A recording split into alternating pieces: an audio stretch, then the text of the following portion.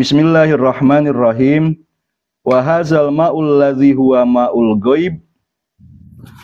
Kan di bagian atas itu ada syair, tawabbo bima'il ghaibi. Berwudulah kamu dengan air kegaiban.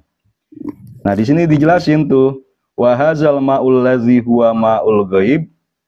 Air yang merupakan air kegaiban ini, wan nazilu adalah ya air gitu ya, tapi harus dalam tanda kutip karena bukan berupa air hujan. Adalah sesuatu yang turun min sofai biharil jabarut, dari kejernihan lautan alam ketuhanan, dari alam jabarut. Ya, alam jabarut itu bukannya Tuhan itu sendiri ya, tapi tempat Tuhan memanifestasikan dirinya sebagai Sang Maha Pengatur. Ila hiyadi riyadil malakut. Ke hiyad jamak dari haub, itu artinya telaga. Riyad itu jamak dari raudhah, artinya taman-taman. Ke telaga-telaga yang berada di taman-taman al-malakut, alam malakut. Alam malakut itu alam spiritual. Ya, jadi kita punya ruh, punya jiwa yang ya memiliki alam tersendiri selain alam nasut. Alam nasut itu di mana fisik kita di sini berada. Kita harus berwudu dengan air kegaiban tersebut yang nanti dikonkretkan kiasannya itu berupa ilmu. Gitu. Air ini adalah ilmu. Fatugrikuhu sahaibur rahmah, sehingga telaga yang berada di taman-taman alam spiritual itu ditenggelamkan oleh mega-mega rahmat. Wa tuthiruhu riyahul hidayah, dan terbangkan ya, digerakkan oleh angin hidayah. Fatasukuhu, maka air tadi atau berupa ilmu itu digiring oleh Allah ila ardin nufusit thayyibah, ke tanah jiwa-jiwa yang baik. Fatamla'u minhu audiyatul qulubil munawwarah, sehingga dari air atau ilmu ya, air spiritual ya, yaitu ilmu, sehingga dari air spiritual atau ilmu itu penuhlah lembah-lembah hati yang tercerahkan.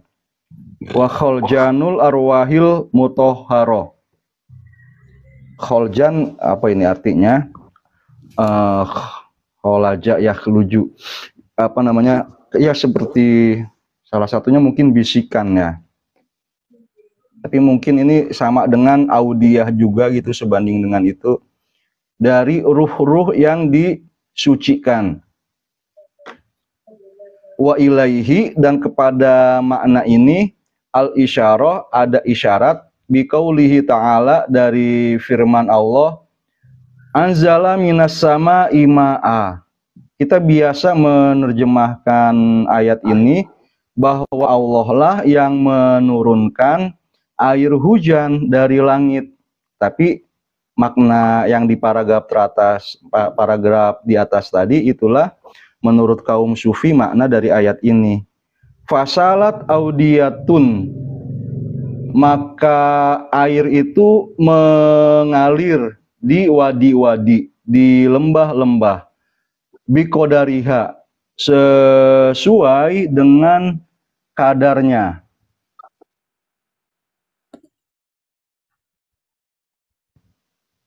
Selamat datang kepada Pak Anis ya. Tadi lambat saya baca itu agak karena fokus ke teks.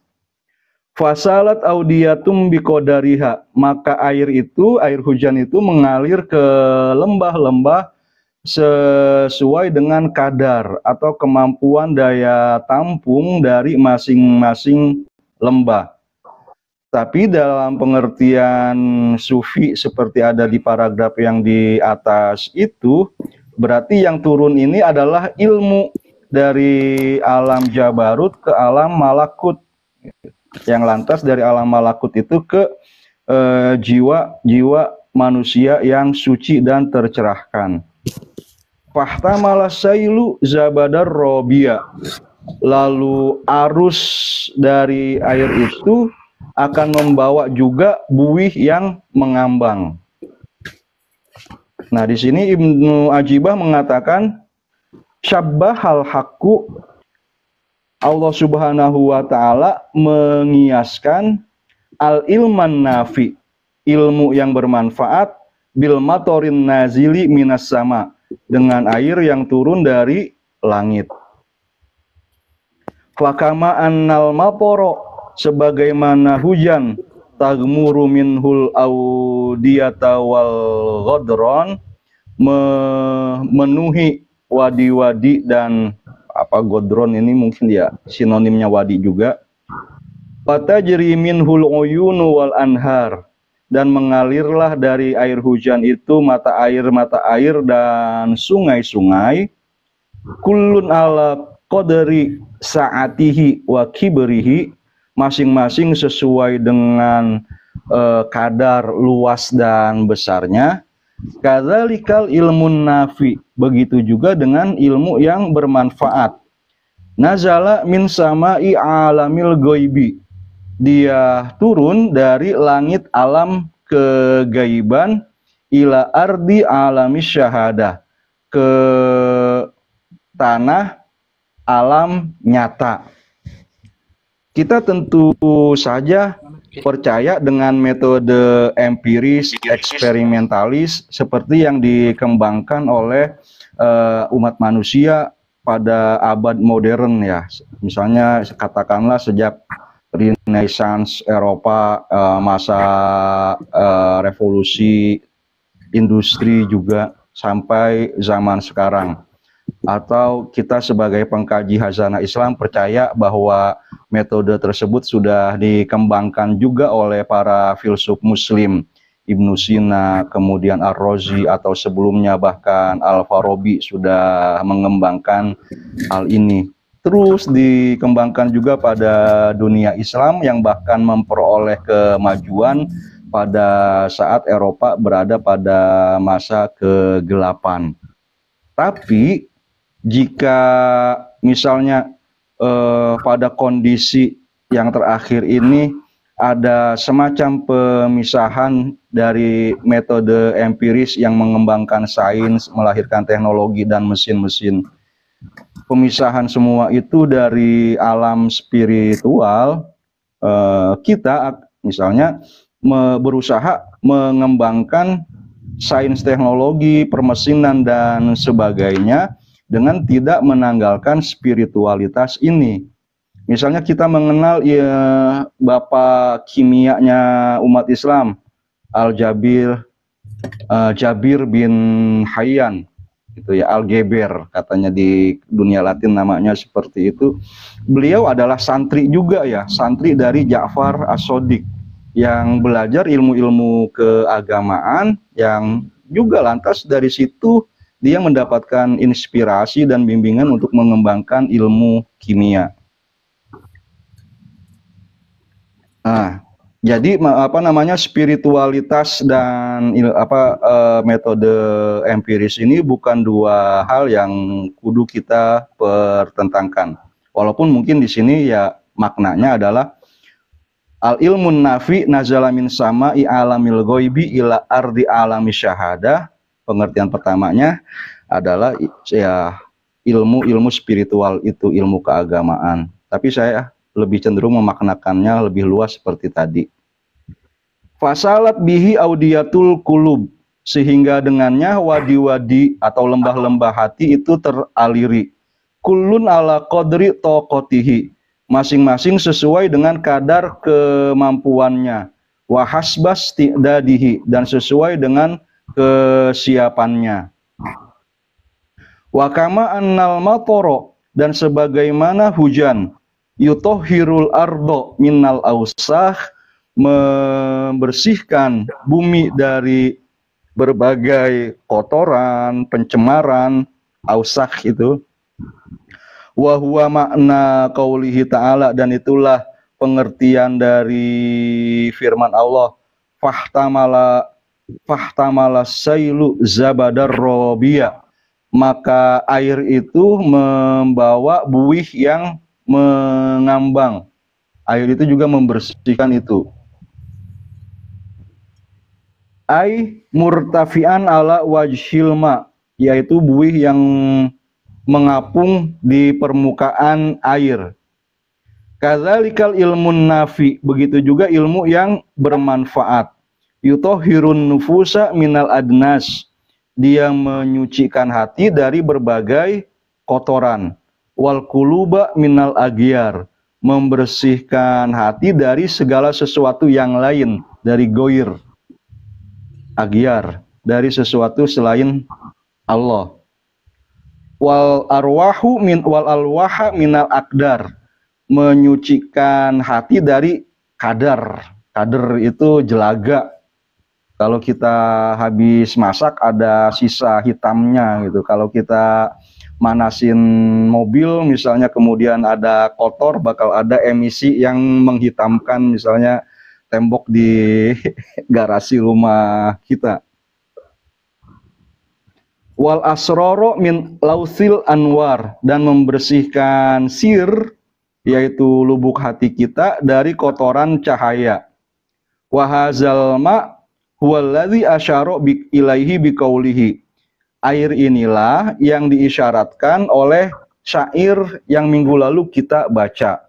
Tawaddo bima'il goibi in kunta zasirrin, berwuduklah dengan air kegaiban jika engkau memiliki lubuk hati.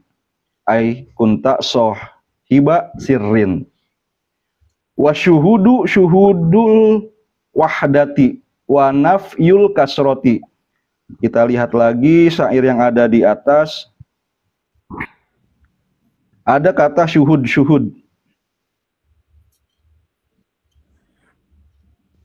Oh, di syarahnya ya. Di syarahnya itu yakni tatohar min syuhudi nafsika bima'il ghaibati anha bisyuhudi rabbika. Nah, di sini ditambahkan lagi syair penjelasannya.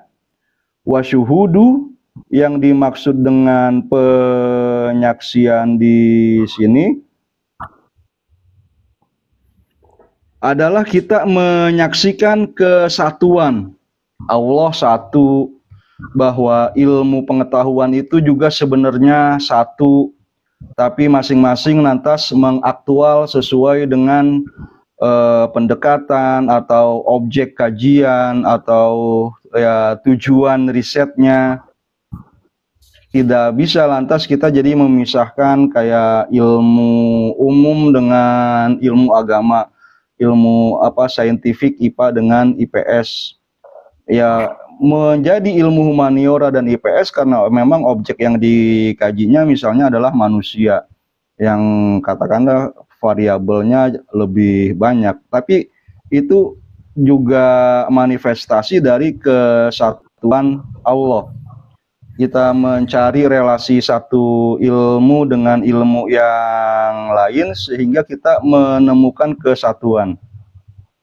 Wa syuhudul wahdah wa nafyul kasroh, menafikan ada keragaman, merapikan fanatisme ilmu komunikasi dari ilmu pengembangan masyarakat, dari ilmu BK, ilmu yang ada di dakwah dengan ilmu yang ada di usuluddin dan adab, yang ada di kedua fakultas itu dari ilmu yang ada di syariat atau FEBI, dari sains gitu. Semuanya wahdah. Tidak ada kasroh, tidak ada keragaman itu.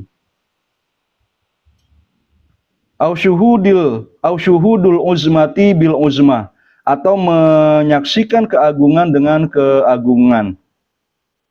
Wa malam yatahaqqaq bihaza, orang-orang yang tidak mencapai memahami hakikat ini, fala yumkinuhu tathhir, dia tidak mungkin bersuci bima il goibi, dengan air kegaiban bil kulliyati, secara total. Lifak dihi zalikal ma, karena dia tidak memiliki air tersebut. Auli adami kudrotihi alaihi, atau dia tidak memiliki kompetensi untuk mendapatkannya. Fayantakilu litayammum, maka dia boleh beralih kepada tayammum. Allazi huwa rukhsatun liddu'afa, yang merupakan rukhsah bagi orang-orang yang lemah, yang merupakan rukhsah bagi orang-orang yang tidak mendapatkan air. Wa taharatil mardo, dan merupakan cara bersuci bagi orang-orang yang sakit. Orang yang jiwanya sehat dan jiwanya sakit itu, jadi di sini bisa dibedakan dari segi penyaksian dia terhadap manifestasi kesatuan Tuhan itu, tidak, dan kemampuannya menafikan keragaman.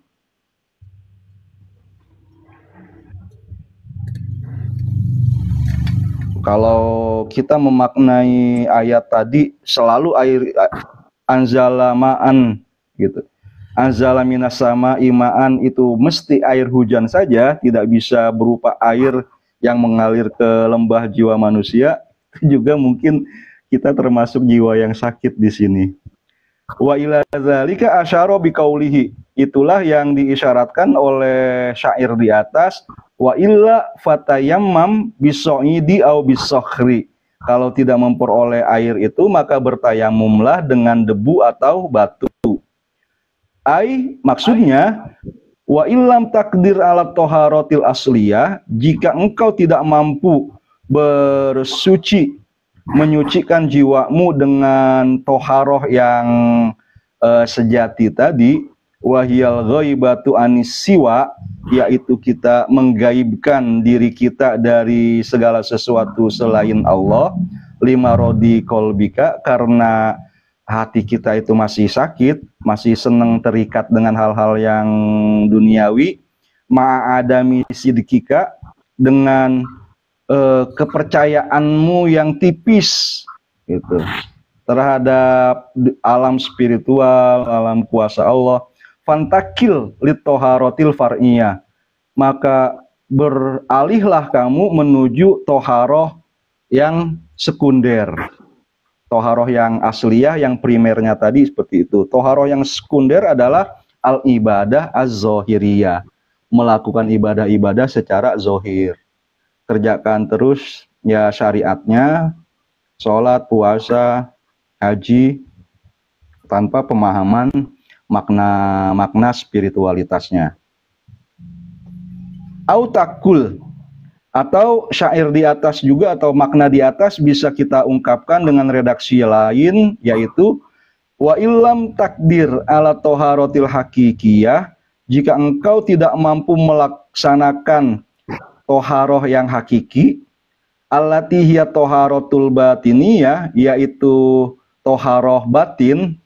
Kita mau sholat isya tadi toharoh, wudu, membersihkan muka dengan air, tangan dengan air, dan selanjutnya itu adalah toharoh yang bukan hakikiyah, itu adalah toharoh zohir. Kita lakukan kalau kita tidak mampu melaksanakan toharoh hakikiyah. Muka ini dibasuh dengan ilmu, tangan ini dibasuh dengan ilmu, sehingga tangan tidak mengerjakan yang haram, yang di muka ini ada mulut, mata juga tidak mengerjakan yang haram. Atau lebih batin lagi dari makna itu. Pantakil litoharotil majaziyah, karena membersihkan muka dengan wudhu, tangan dan kaki dan sebagainya itu hanyalah toharoh majazi saja. Allati hiya toharotul zohiriyah, karena itu hanya toharoh terhadap zohir kita, badan kita. Autakul, makna ini juga bisa diungkapkan dengan redaksi wa illam takdir ala toharotil muqarrabin. Jika engkau tidak mampu melaksanakan bersuci seperti yang dilakukan muqarrabin, ada di surah Al-Waqiah gitu ya. Ashabul yamin wa ashabul shimal, dan satu lagi adalah kelompok muqarrabin. Fantakil li toharoti ahlil yamin, maka beralihlah kamu kepada cara bersucinya golongan kanan. Autakul, atau katakanlah wa illam takdir ala toharoti ahlil mahabbah, jika engkau tidak mampu melaksanakan toharohnya ahlul mahabbah, fantakil li toharoti ahlil khidmah, maka beralihlah kepada cara bersucinya ahlul khidmah. Kalau kita nonton Dracin misalnya, ada para bangsawan berteman dengan para bangsawan dan mereka memiliki budak-budak seperti itu. Ya, para bangsawan berteman dengan bangsawan, dilayani oleh para budaknya. Relasi kita dengan Tuhan juga, ibadah itu ada ibadatul khadim atau ibadatul muhib. Nah, tapi nanti akan dijelaskan di bagian bawah atau sudah dijelaskan juga di bagian-bagian sebelumnya bahwa muqarrabin dan ahlul mahabbah itu tidak meninggalkan syariat ya. Saat seseorang bertarekat dan sampai kepada hakikat dan ma'rifat, dia tetap menjalankan ibadah-ibadah zohirnya. Qaumun aqamahumullahu li khidmati.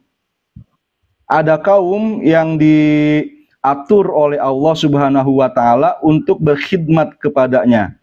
Wa qaumun ikhtassahum bimahabbati, dan ada juga sebagian manusia yang diistimewakan oleh Allah Subhanahu wa taala untuk mencintainya.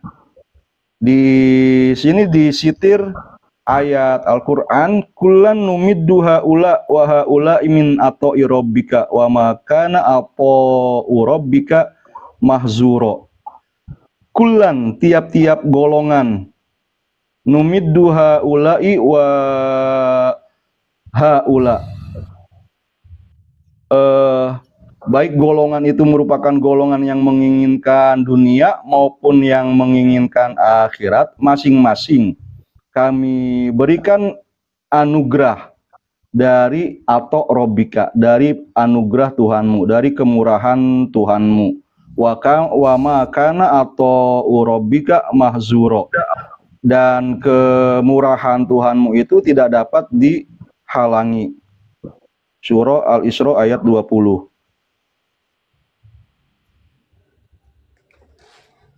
Itu yang saya bacakan tadi itu terjemahan yang katakanlah umumnya ya. Saya baca terjemah dari di sini situs tafsir Learn Al-Quran gitu. Mungkin di terjemahan Depag atau yang lainnya juga seperti itu.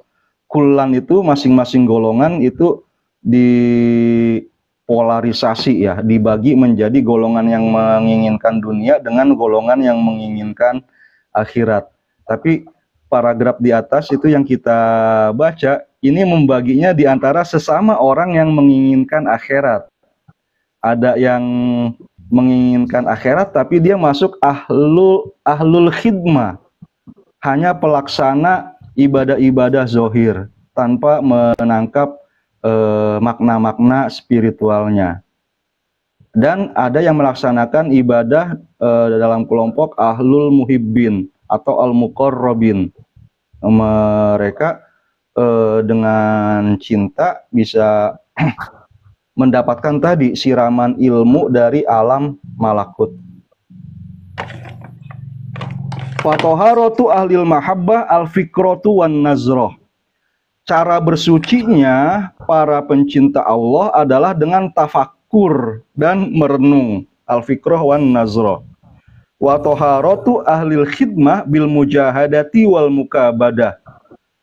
Toharohnya Khodim Allah itu adalah dengan mujahadah, dengan bekerja keras melaksanakan ibadah. Mukabadah juga sama, bersusah payah, berlelah-lelah melaksanakan ibadah.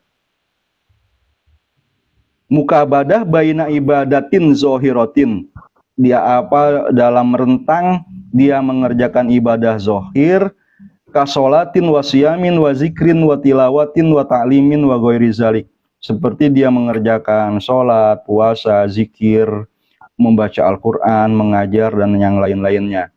Wa baina ibadatin khafiyatin ka khaufin wa rojain wa zuhdin wa sobrin wa waro'in wa ridho wa taslimin wa rahmatin wa syafaqatin wa ghairi zalika mimma la yazharu lil iyan. Dia juga berusaha memaknai ibadah-ibadah zohirnya itu dengan ibadah-ibadah yang samar. Dia juga punya khauf, punya takut kepada Allah, roja, punya harap, zuhud terhadap dunia, sabar, waro, ridho, taslim, menerima, dia penuh kasih, penuh kelembutan, dan yang lain-lainnya, yang itu ada di dalam hatinya, yang tidak tampak oleh ya indera, mata, telinga manusia, tapi ya tetap ada indikatornya ya, ada adab-adab atau perilaku yang menunjukkan ibadah khafiyah tadi gitu, bagaimana khauf dan rojaknya itu. Wa hadza huwa tasawufu ahli zohir, dan inilah tasawuf dari ahlu zohir. Mukabadah wa mujahadah baina ibadah zohiroh wa ibadah khafiyah, tapi itu masih termasuk ahlu zohir. Wa amma tasawufu ahlil batin, adapun tasawuf dari kelompok ahlul batin, muqarrabin atau muhibbin tadi, fahuwal ghaibatu anil aqwan, dia menggaibkan dirinya, mentidak hadirkan dirinya di hadapan akwan, di hadapan kaun. Kaun itu alam. Di hadapan hal-hal duniawi sebagai benda duniawi. Harta sebagai harta, emas sebagai emas, misalnya jabatan sebagai jabatan. Bukan sebagai alat untuk yang lainnya. Dia menggaibkan dirinya dari hal tersebut. Bisyuhudil akwan, dengan cara dia hadir, dengan cara dia menghadiri atau menyaksikan. Bisyuhudil mukawin, sang pencipta, sang pengada, sang pembentuk alam, al-mukawin.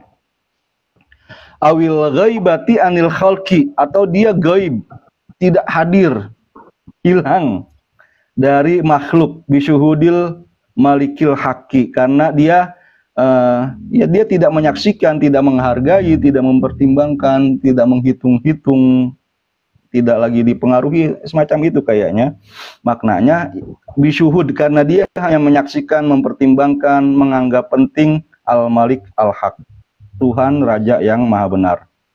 Wa huwallazi abbara anhun nazim bima'il ghaib, itulah yang diungkapkan oleh sang pembuat puisi di atas sebagai air kegaiban.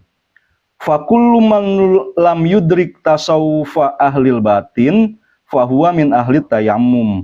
Semua orang yang tidak bisa mencapai tasawufnya ahlul batin, maka dia harus menjadikan dirinya termasuk ahlu tayammum. Fa in kana masygulan bil amali zahir kasolati wasiyami wa nahwihima, meskipun dia disibukkan oleh amalan zahir seperti sholat, puasa, atau yang serupa itu, fa huwa kal mutayammim bis soidi, maka dia hanya serupa dengan orang yang bertayamum dengan debu. Li zuhuriha, karena kejelasan, karena terlihat atau nampaknya bekas dari tayamum itu, dari amalannya, ibadahnya. Kazuhuri asari turobi alal jawari, seperti jelasnya bekas dari debu yang kita pakai bertayamum pada jawarih kita, pada organ tubuh kita. Wa in kana masyghulan bil ibadatil khafiyah kazuhdi wal wara'i wa nahwihima fahuwa kal mutayammami bisokhri. Dan jika dia disibukkan dengan ibadah-ibadah samar seperti zuhud, waro atau yang serupa itu, maka dia seperti orang yang bertayamum dengan batu. Bertayamum dengan batu, kita menepukkan tangan kita, ya tidak nampak batunya di situ, karena ibadah yang kita kerjakan ibadah khafi. Li adami zuhuriha fil ghalib, karena tidak nampaknya asar dari batu yang kita pakai tayamum itu fil ghalib pada kondisi umumnya. Ka'adami zuhuri asari sokher, seperti tidak nampaknya bekas dari batu. Walamma amaroka bil ghaibati. Panjang juga ini penjelasannya ya. Kalau saya baca semua nggak ada waktu buat. Paragraf ini panjang sekali Pak Ubed, Pak Zainal. Ini masih ternyata ke bawahnya juga keterangan dari puisi dari syair yang kita baca kemarin malam. Baik, saya pikir saya nggak baca lagi karena kita mulainya tadi terlambat gitu ya. Sampai di sini, yang penting istiqomah kata Pak Ubed gitu ya, 1 jam setiap minggu. Yang penting kita bisa baca, lantas kita bisa berbagi juga. Silakan saya kembalikan ke Pak Ubed dan sekaligus Pak Zainal.